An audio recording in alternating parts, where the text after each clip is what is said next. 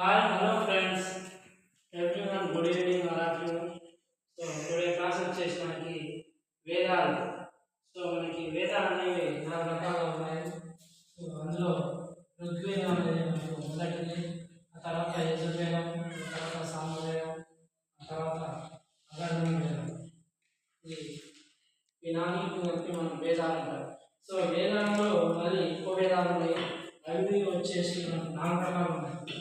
ఉపవేదాల ప్రశ్న వచ్చేసి ధనుర్వేదం, ఆయుర్వేదం, శిల్పవేదం, గంధార వేదం. నెక్స్ట్ మనకి ఇప్పుడు వేదాలు అయిపోయినాయి, ఉపవేదాలు అయిపోయినాయి.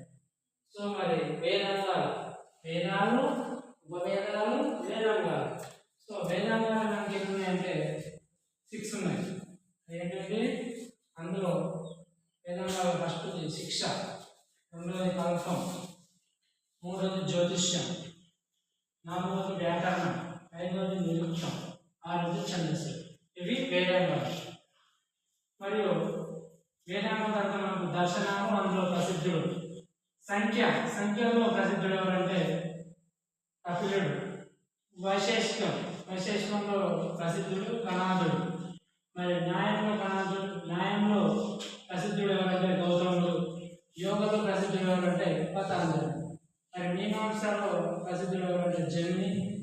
ఉత్తర మీమాంసలో ప్రసిద్ధుడు ఎవరంటే బాధారాయుడు.